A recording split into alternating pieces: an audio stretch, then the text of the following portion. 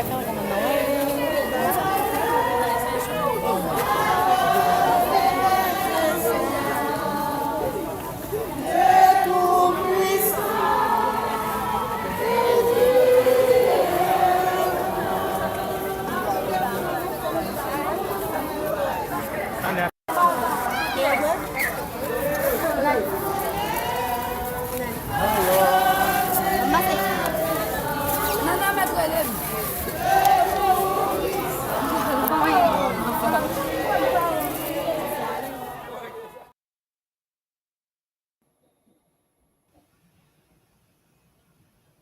There we are. Here we are.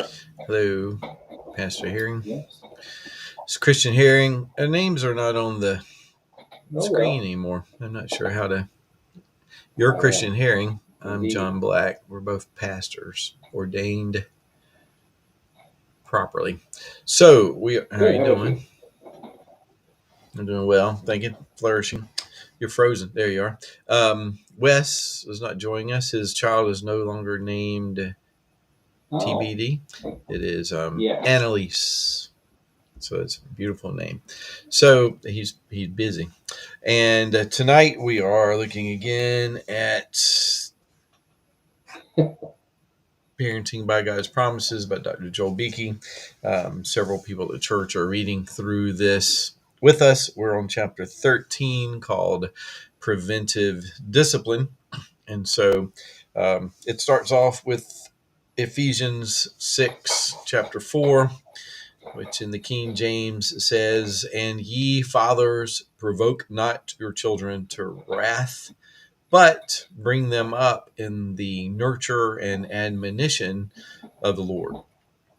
And so he points out, is kind of easy to see here, that it's a negative and a positive. So the negative is don't provoke your children to wrath, which is not hard to do sometimes, and you have to catch yourself. I think it's a good thing to, when you see your children getting frustrated with you, it's a good little corrective check to make sure it's like, okay, am I doing some provocation? Am I causing a problem here? But what we're supposed to do is bring them up, to raise them up in their nurture and admonition. So nurture is one of those good words that have to do with, planting something, nurturing something, growing something. And then admonition, he points out, has positive and negative implications to it, where you can admonish it. To us, I think if you admonish someone, it can kind of feels a little negative, but you can admonish somebody to do something without giving them a hard time. We typically don't use the word like that, but in the Bible, it is instruction, but it can also be discipline. So we just read the very beginning. He says that, he's given us this role as parents, prophet, priest, and king. But this particular one has to do with kingship as parents. But he says he has empowered us to rule our children. Then he adds two little words after that, which are in love. So we're to rule in love. And he quotes 1 Corinthians chapter 12, the love chapter, which it begins by saying, "Let me show you a more excellent way." Because he talks about all these ways of speaking in tongues and doing all these things, but let me show you a more excellent way, which is love. And so he says that we are to forsake the way of brute force, to secure mindless, heartless compliance, but we should instead be encouraging and warning our children in love and in proper ways. So just for me to stop a minute, as you've read this as well, any comments or anything? I think this is very hard, at least for me. And at first I was like kind of frustrated. Then I realized chapter 14 is corrective discipline. So there's, I was like, this can't be it, Right. But it is challenging, and he does kind of touch on that. I can't remember where. It was later on in the chapter, and just touching on how hard it is because we are, we're still sinful people. And sometimes we get in our flesh, and sometimes we get frustrated. and it's easy to let that overrule, what we're being called to by the work.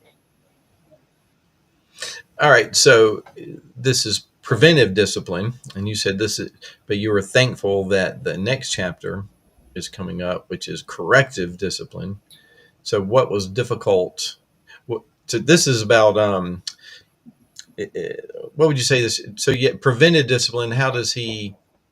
So, to me, just without looking at the book, what I remember internally from it was it had a lot to do with modeling for your children. Like they watch you, they observe you, and so that's some of your children's ability to know how to behave comes from watching how you behave, which is a scary thing, which is why we are the chief repenters in our homes at times.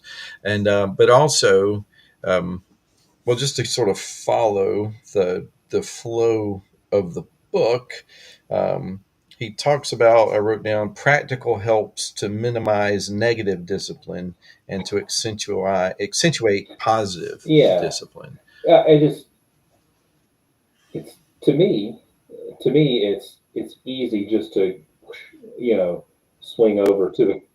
What To was that? me, it's Oh, I thought you were slapping your child. to me it's easy to swing Okay. over to the corrective discipline and miss what he's Mm-hmm. talking about here with the preventative discipline.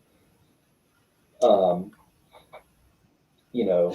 kind of the winning the hearts and the minds kind of idea. Yeah, and his point being, I think, as you spurred this thought for me, was if you do preventive discipline well, what you have done is prevent the need for corrective discipline. There won't be so much of the need for that if you do a lot. I mean, the purpose of, like, when I worked as an engineer, it was preventive maintenance. Mhm. So, which was the hardest thing to get anybody to do because it ain't broke. Why do I need to fix it? It's like changing the oil in your car. Your car is driving fine. I have to spend money to keep my car driving fine. It's like, well, yes, you don't have to spend more money later to fix the problem. And so I think it's easier. What is it? What's the word I'm looking for? It's not the necessity of the current. What is it? Whatever's right in front of you draws your attention. And so if your child needs discipline, and discipline's a word, we have to be careful with it because it's not always negative. It just means to disciple, to teach. But if your child's done something wrong and you need to address that in some way, then that requires your attention. And you will give it attention because now there's a problem. But you need to have given this attention along the way so that your child learns the right way of thinking and looking at the world. He actually talks about who is it, John Charles Yeah, Wesley's mother. Susanna. And how many does she gave birth to 19 children, and 9 died in infancy. And we know what it's like to deal with a child that dies before it's born, even how hard that is, but how more frequently it was, and for children to die in infancy. I mean, it's just a terrible thing. I think that But whole section, that lengthy quote from Susanna, might have been. mhm. I think that was like the heart of the chapter, really. So he says she said something at the beginning that was a little, and I did not underline it for some reason, but it was here it is. It's on page 145, kind of right in the middle. It's the third paragraph, and it said the will of a child needs breaking because of the folly that resides in the heart of every fallen human being, namely our active resistance to the light of God's word and our perverse desire to remain in darkness and Yeah. ignorance. So it's the inerrant, your sinful nature that we're all born with. And so when she says, the kind of way it's the will of the child needs breaking, it doesn't mean that, and he does talk about this later, it doesn't mean that you break your child. You don't break their Spirit. spirit. Yeah, thank you. Yeah, you don't break their spirit. You break their sinful will, which is rebelling and wanting to do its own thing, as we all tend to want to do when we're walking in our childishness. And so when we have children who are behaving willfully, disobediently, and when they're small, so you have to guide that. She calls it breaking their will, which maybe it's more like breaking in a Yeah, horse. I've never broken in a horse. I don't know I think how that's a good that really good analogy analogy stands. for some kids, especially. Okay. Have you ever No, but broken in a I've seen it horse? done. Like my sister rode horses. Oh, so you've seen it done in real life, not just in movies. Yeah, I mean, it's a process. It's not. It doesn't happen all at once. But Oh, in the movies, it's like you ride it, and all of a sudden they stop, and you've got them now. So in real life, breaking a horse is really more well, and a I think it's kind of process. like kids. It sort of depends on the horse. I mean, yeah, Right. So now we're calling kids horses, but I get it's it. just a I'm the one really that came good up with this analogy. It thing. works. So yeah, so it's not breaking their spirit. It's actually helping them to one day be able to live in a civil society where they're functioning and helping and being encouragers themselves, and understanding what it means to be under authority. And one day they'll be in authority themselves, most likely, and and they need to understand what that looks like from both sides, from being the one who's over them, being the one who's also under. And you have to teach your children that. Well, And so he talks about some yeah, ways of because doing that. Go we're ahead. all like he just says that was I also enjoyed that quote. The folly that resides in the heart of every fallen human being. You know. hmm And on page 146, he says at the end of that first section, discipline doesn't have to be cruel. And I think that, and this is talking about negative discipline, or different types of discipline, but I think that in our day, for some reason, and I want to say we've seen such terrible examples of harsh discipline that we're like, I don't want to be like that. And so you maybe even tend not to discipline. But as I was thinking about it, I was just wondering, is it because the majority of people in authority are actually very bad at disciplining, or are those the role models that are brought to our attention? Are those the examples that have been brought to our attention over time of how bad discipline can look? And maybe that's Yeah, do you I think understand that's a the good nature question. of my Like, yeah, question? Like, had there been lots of good fathers and mothers, and they just haven't been highlighted? well, I mean, surely that's probably part of it. Surely. They don't write books about, you know, it's a hmm short book when mom and dad are good parents.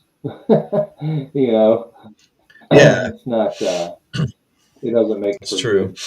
for good reading. So we want to have our children grow up in a way where when our children write books about us, they're very Well, it's short. kind of like, and I've thought this, and I think, a friend of mine, I think it was Brian, at least is who I'm going to give credit to, was like, I want my kids to have the most boring testimony ever. you know, hmm kind Right. of like that. Kind of, yeah. Well, no, my dad was good. Like, he didn't, he wasn't this monster. And I have parts, so I have parts of my testimony which would be difficult and hard. But my problem with it is, one, I don't want to dishonor my parents by talking about Sure. that too much. And two, I sinfully responded to like, it. I was part of the So it's problem. not, I wish I could say, man, my parents were so hard on me, but I just endured it and I went off and I did good. I just remember at some point, Ian, my oldest boy, when he came running, he was very little, like maybe he's 3. He just came 4 or something. He came running up and he was just being, I don't know, crying, and just negative little part of him was coming out. And I remember looking at Amy and I said, I'm like that a lot. And I always blamed it on my parents. And I said, and we ain't done nothing to him yet. So I was like, maybe I shouldn't blame my nature upon, how I've been done wrong. So, but because my parents, I had grandparents, I had people in my life that did, even the people in my life that maybe, we had some difficulties in life. It wasn't all that bad. We had lots of good interactions and lots of good positive people in my life. And part of it, I talk about grandparents a lot, and I just continue to encourage grandparents with their ability to influence their children. My grandparents, we would go visit them on occasion. They lived far from us, not that a couple hours, but it wasn't like they kept me on the weekends or they stayed with me. They didn't have a tremendous amount of time influence, but the time that I was there, they were Christians. They prayed, and it made a huge difference. And so we can make a huge difference with our grandkids. So it is an encouraging thing. So first, provide clear rules. Yeah. And so you really, you can go through this as you want to, but at the end of this chapter, he ends with a summary, right? He says there are 5 rules for discipline that he goes through, but he's talked about some of these things. I just want to look quickly what I've underlined in these other pages before we hit the summary, and maybe you see something too that you wanted to. Page 148 at the top, he says, our children will detect hypocrisy in things that we never thought about. So living your life in front of them in such a way that they can, you said do this, but you're doing that. It's like, if you text while you're driving, if you ever catch yourself doing something with your phone while you're driving and your teenage child or younger child are with you, it's like, you're telling them it's okay to do it. So you've got to, catch yourself. I think that's like, obviously kids are hypocrisy detectors. But sometimes, just like they have a distorted sense of justice, they also have a distorted sense of what hypocrisy is, because you can genuinely be hypocritical with your kids, but also there are times when they need to realize, hey, I get to do this because I'm a grown-up. I get to That's do true. this. I tell them not to drive a car, but however, It is I'm a driving a car, privilege that so I that's not have being as an adult, as a father. And one day you too will have this privilege, but you don't right now because you're right. you're a kid. And again, like, everything doesn't fall into that category. Like you said, texting while driving, that's obvious. Right. Things like that. But there are other things. Times like, how right. come you get to have, 3 scoops of ice cream? Well, because I'm 4 times bigger than you and I'm a grown up. 3 scoops. So, yeah. And another thing they'll do too is if they ever start to hear of stories of things that you had done in your youth, and they're like, well, you did this and you did that. One of the lines I came up with one of my children was, I am not your standard of righteousness. And I was like, I hate it. I wish I could always have been your standard of righteousness, but Christ is our standard of righteousness. So the reason that I failed at times is because we do have a righteous example, in God and Jesus Christ that was set before us. But, we also as parents have to communicate and understand that we're sinners and we are hypocritical at times, too. But yeah, I think just demonstrating, and maybe driving is one of those good examples where the way you drive, well, my dad always drives through the red light, or my dad always guns it, my dad does wheelies. I don't know. So but there's different things in life where you do that, which he just talks about, and then. Let's see. He talks about trusting. We have to. He talks about asking questions is one. Make sure you're asking your children how their day went, not asking just yes and no questions. But did you do anything? I don't know. I've tried to come up with questions. The last thing my kids, I've noticed, any child pretty much that I pick up from school, the last thing they want to do is talk to me about how their day was. They just like. So I'm like, yeah. Did you see a fight today? Did you participate in a Did you fight cause today? a fight today? Yeah, it's like, well, did anything funny happen today? Tell me about, some, but you're just trying to start communication at times, but showing an actual interest in their lives and demonstrating actual love in their life, because those are if all you ever do when you communicate with your children is it's all negative, and that's the Josh McDowell rules without relationship leads to rebellion little phrase. If the only time you talk to your children is when you're angry with them, I mean, that's awful. And I think a lot of parents are afraid if they discipline their children, that their children will believe that they're not loved. But That's just not true. if you love your no, I mean, if you love your children, they know you love them, and the Bible even says God disciplines those that He loves, and if He's not disciplining you, you're not even a legitimate child. That it's your responsibility to train up your child in the way that he should or she should go. But talking about, he says we create an atmosphere of love and trust. And when I read that, I thought about Ronald Reagan today, and his line was trust but verify. We're going to trust the Russians not to have these weapons, but we're going to verify that they don't have these weapons. So I'm trusting my children, but also, I mean, you never know until you don't know. I mean, hopefully, if you find your child is sinning in some way, it comes as a surprise to you. But you shouldn't be ignorant to the fact that they may be able. I'm not saying you got to dig through their bag or you got to read through their stuff all the time, but you do need to be aware that your children are little sinners and they will find ways to circumnavigate the system. I mean, we used to all the time. One of the things we would do, I hope I'm not, the only one that did something like this. I would call my friend Robbie, and I'd call my mom, hey, I'm spending the night at Robbie's house. And then Robbie would call his house, hey, I'm spending the night at Johnny's house. And then we go out camping in the woods or something. We didn't think they'd let us, so we just did. We just camped in the woods. Like that was all. We didn't even have. Yeah. So, but if you want to come up with an alibi, see, I only give people this ability to learn how to circumnavigate the system. But then, so when I had kids and they're like, I'm spending the night over at somebody's house, and I say, let me speak to their parents. Every time. I never just, my parents were far too trusting of It these was a things. different time. My parents were the same way. Well, that's true. There were different times, but I would say there were different dangers. And I'm not saying they were different in a good way. They were just different.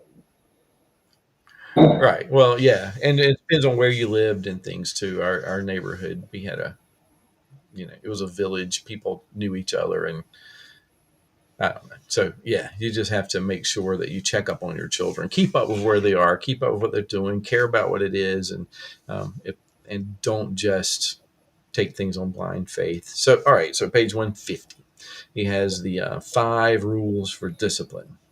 And the first one is husbands and wives should discuss and agree on matters of discipline and love so that they act as one in giving direction to their children and enforcing it. We must present a united front to our children.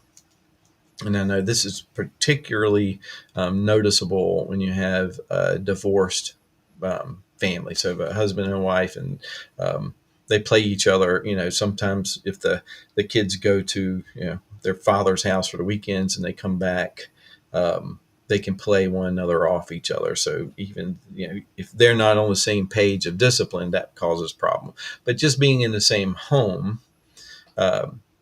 You're married, so let me just ask you this personal question. You can lie about it if you want to. Are you and Andrea always on the same page as to how to discipline each of your children all the time?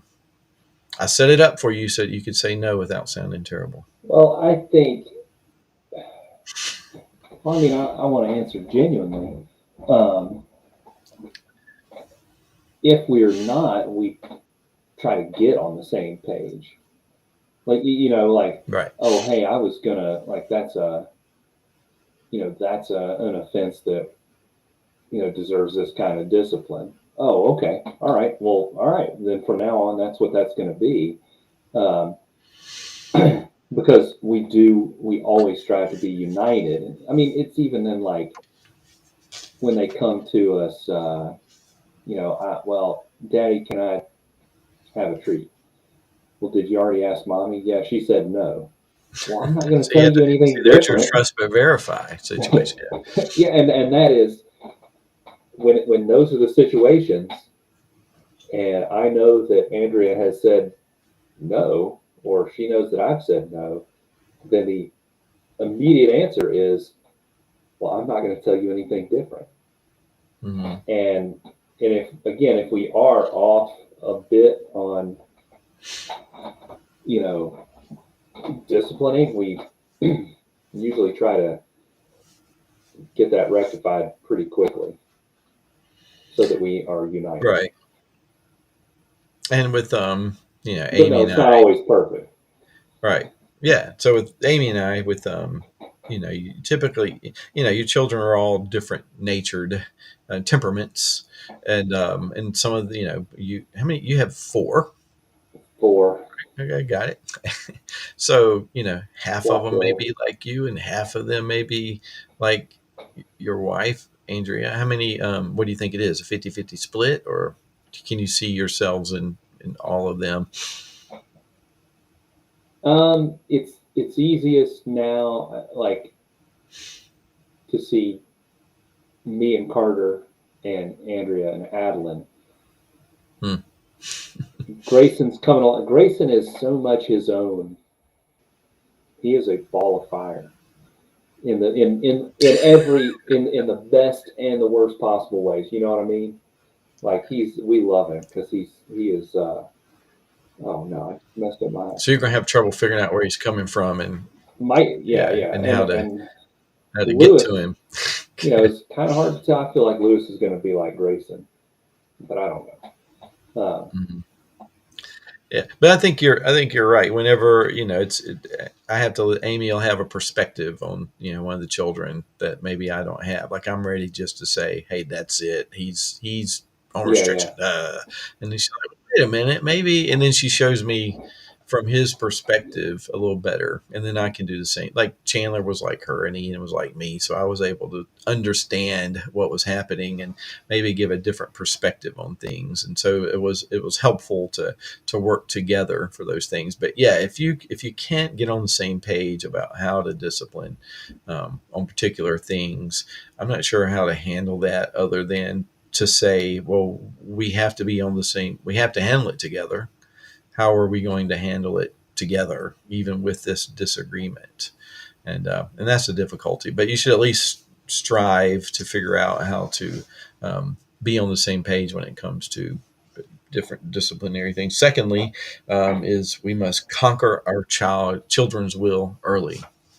Again, I just love he pulls no punches in his that phraseology. is like Conquer our children's I can't think of wills. a better way to put it though. It's So, why do you think conquering a child's will is an excellent way to put it?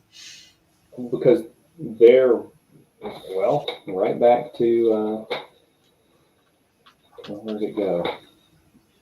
Because of our perverse desire to remain in darkness and ignorance, you know. Mm-hmm. That's our natural state, and if and you start seeing that rebellion pretty early on, and it's hard to combat the flesh, and it has to it has to be done. And I mean, that Susanna Wesley thing. She said, "I insist upon conquering the will of all my children betimes, because this is the only strong and rational foundation of a religious education." So, I would say one of the things too is if we're not talking about just like they like to draw, they like to sing, and it's like you will, I'm gonna conquer your will. And it's like I like I use these extreme examples. I like to take a fork and stick it into a light socket. Oh, Um, it's like you got to conquer that will. Um, no, I have no idea who the commenter is there. Um, Okay. yeah, so I don't know. We'll have to to talk about that at Yeah. some point. Um, the conquering your child's will is important if their will is to disobey, their will is to rebel, their will is to fight against God, their will is to sin, their will is to, in that sense, it's like you're talking about breaking the horse. You have to be able to overcome their wills to when they're young. And you're talking about when you do this when they're children. It's like, okay, you've got to but you're loving them. It's not the only thing you're doing is trying to conquer the wills. You're loving them. The third one is you make the rules clear and identify the punishments for violating them. Well, So, and he talks about the house. He's you tell your child to go into the room and clean the room. Yeah, 15 minutes. We got to go. And so he picks up a couple clothes off the floor, and you're like, but there's a bunch of other clothes on the floor. So his point is you're clear about what needs to happen. Pick all the clothes up off from the floor. You have 15 minutes, and we've got to go. This has to be done quickly. So you're clear about it. So I was mentioning this to my wife, and she reminded me one of the things we got from somewhere early on was you can talk somebody to death too. It's like you can say, pick up all your clothes from the floor, make sure you put them in a drawer. And when you put them in a drawer, make sure you close the drawers. And when you close it, make sure, you're going through all these things. And he said, one, it depends on the age level, but you're insulting your child by giving too much instruction. All you need to say is you point, you look, you say close. And they know, and there's a lot of times one word commands, and he makes the book seem that I recall it was like that's all you give dogs. You don't have to explain things to dogs like fetch, go. You can get it in one word. Otherwise, you're just like children listen to that, and sometimes children listen to too over instruction as you're just kind of railing on me. When in fact it'd be easier just to say, you're teaching a class, and you just say somebody's name because they're talking. And it's like, okay, and they know. So I think make sure that they clearly understand what it is that you're expecting of them, but it doesn't always need to be a lengthy explanation. we have tackled that with one of our kids, and it's almost like a sensory overload when you over communicate because then they're like, Hmm. they can freeze. Like, oh, okay, now I don't even know where to begin. Like, this is so overwhelming. Now I'm paralyzed, and Right. keep it. And I thought he did a great job talking about that clarity, and just like, here's what I want you to do, and keep it simple. Like, do this, and then we'll talk. Right. And at times you've also clarified, it depends on the situation, but what the punishment may be if you don't. Like, you don't have to say, if you don't get your clothes picked up by the time we leave, then you're going to, be on restriction from your ice cream for a week. But, so what do you do? So, if you tell someone, you tell them not to do it and they don't do it, then what's the punishment? How do you need to lay out the punishment before you've said anything, or do you just say, how do you handle it once they have disobeyed in that way? Well, it's whatever the consequence that you've laid out clearly. Do this or this, and then it takes care of itself. Do this or this is what's going to happen, and that's the hard part is determining sometimes what that Right. consequence needs to be. Then the next one is where we're up to 4. Take a loving interest in what our children do outside the home. It's fairly Yeah, straightforward, and we talked about it yeah. just a little bit. Can yeah, I don't know what to say about that. It's pretty straightforward. Yep. 5. We must enforce and enrich every act of discipline with large doses of love. Yeah. And I think, I guess what he's saying is, make sure when you're disciplining your child that they, large doses of love. What's the song? It was a teaspoon of sugar. A spoonful of sugar. Spoonful of sugar helps the Yeah. medicine go down. Right. So, but I mean, I think it's we call it, sometimes the teaching, we call it PCP, praise, correct, praise. So you say something good, somebody, they're kicking, you're trying to say, hey, this is how you're supposed to kick. It's like, hey, you really lifted your leg high, but you need to bend it a little more, but you really had good speed on it. So you've sandwiched the correction in between praise. And so perhaps, the discipline you're doing with the child, you have to make sure, especially if it gets to be kind of frequent over something, that you're also letting them know, I love you, you're loved, and compliments and things, because they're not in trouble because their whole life typically is a problem. You just Right. got this little area. And so, but let's equally, or maybe even more so, talk about the good rather than just these bad things. Any thoughts or anything to say on That's this? good. And I know we're trying to keep it at 40 tonight. Yeah, I didn't tell anybody we were going to try to Uh, go shorter because I figured we'd never be able to do it. yeah, I will. But here I we are. will say, just so we don't get accused of ignoring anybody, but that I think this series of comments, which is interesting. Um, Yeah, a lot of people can't. I'm not putting them on okay. display here. Do you Well, want to? just that there's actually, Well, we get into teenage matters a little bit later, where it's a little right, more conducive to that discussion, I think.